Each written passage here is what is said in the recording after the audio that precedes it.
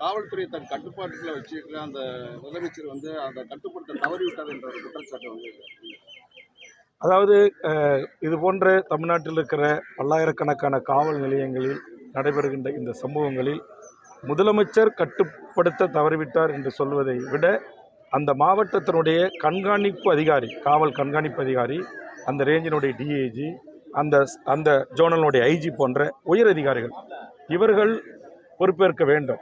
இவர்கள் எப்படி இல்லீகலாக சட்டத்திற்கு புறம்பாக 24 மணி நேரத்திற்கு மேலாக ஒரு மேஜிஸ்ட்ரேட் முன்பு நிறுத்த வேண்டிய ஒரு குற்றம் சாட்டப்பட்ட ஒருவரை நிறுத்தாமல் தனியார் இடங்களையும் தனியார் தோப்புகளிலும் அழைத்து சென்று மிக மோசமான தாக்குதல் நடத்துகின்ற அதிகாரத்தை இவர்களுக்கு யார் தந்தது, அல்லது இவர்களுக்கு அந்த அதிகாரத்தை அளித்து உத்தரவிட்டது யார், அந்த சார் யார் என்கிற ஒரு கேள்வி இங்கே எழுகிறது.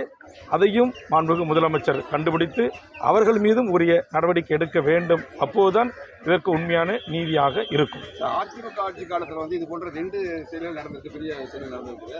ஆனால் அவங்க இதை பற்றி விமர்சனம் பண்ணுறது வந்து நீங்கள் எப்படி பார்க்குறீங்க?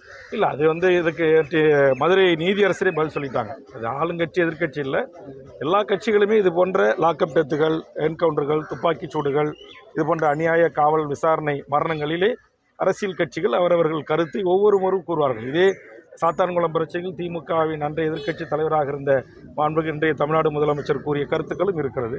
அதுபோன்று இன்றைக்கு திமுக ஆளுங்கட்சியாக இருக்கிறது, எதிர்க்கட்சியாக இருக்க அதிமுக இதற்குரிய நீதிக்காக குரல் கொடுப்பது என்பது தமிழ்நாட்டின் ஆண்டாண்டு காலமாக நடந்து வருகின்ற ஒன்றுதான். இது நம்ம அரசியலாக பார்க்க வேண்டியதில்லை. பாதிக்கப்பட்ட ஒரு குடும்பத்திற்கு உயிர் ஒன்று பலியாகி இருக்கிறது. அவர்களுக்கு ஆறுதல் சொல்லுகின்ற வகையில் நாங்கள் பார்த்துக்கொள்கிறோம், நாங்கள் ஆதரவாக இருக்கிறோம், உங்களுக்கு நீதியை பெற்றுத்தருவோம் என்று எல்லா அரசியல் கட்சிகளும் சொல்வது வழக்கம்.